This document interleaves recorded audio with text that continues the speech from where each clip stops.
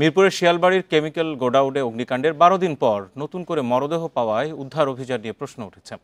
রোববার সন্ধ্যায় ঘটনাস্থল থেকে উদ্ধার করা হয় নিখোঁজ মার্জিয়া সুলতানার মরদেহ। এই নিয়ে নিহতের সংখ্যা বেড়ে দাঁড়িয়েছে 17 জনে। নিহতের পরিবার থেকে দুর্ঘটনাস্থলে মরদেহ এখনো আছে বলা হলেও প্রশাসনের গাফিলতি ছিল বলে অভিযোগ করা হয়।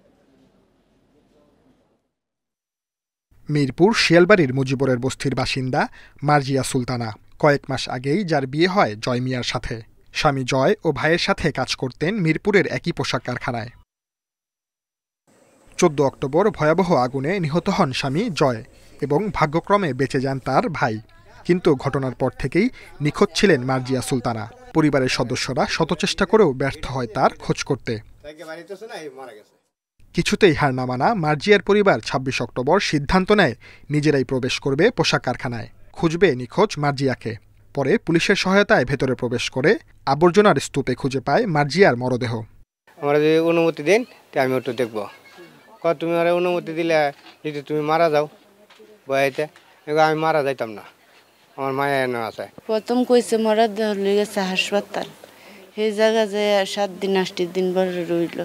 পরে পরীক্ষা নিরীক্ষা করছে, কই কি নাই গে না তোমার লাশ, হিলাও চিল্লা চিল্লি করছে। পরিবারের সদস্যদের দাবি, প্রশাসনের অবহেলায় নিখোঁজের 12 দিন পর উদ্ধার হয় মার্জিয়া।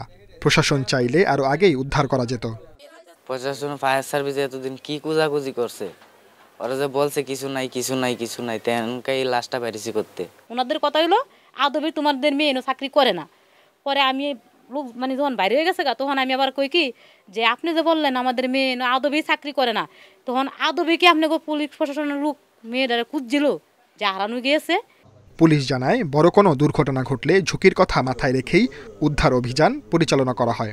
এর আগেও দীর্ঘ সময় পর ঘটনাস্থল থেকে মৃতদেহ উদ্ধারের নজির রয়েছে। কোনো একটা দুর্ঘটনা ঘটলে দুর্ঘটনাস্থলের যে ঝুঁকিগুলো রয়েছে সেগুলো বিবেচনা করে কিন্তু উদ্ধার অভিযান পরিচালনা করা হয়। এই ক্ষেত্রে দেখা যায় অনেকদিন পর এরকম ধ্বংসস্তূপের ভিতর থেকে মৃতদেহ বের হওয়া একেবারে অস্বাভাবিক কিছু না। দুর্ঘটনায় নিখোঁজ স্বজনদের সন্ধানে আর কোনো পরিবারকে যেন এমন মানসিক অবস্থায় পড়তে না হয়, এমন চাওয়া সাধারণ মানুষের। Sajjad Hossain, independent news, Dhaka.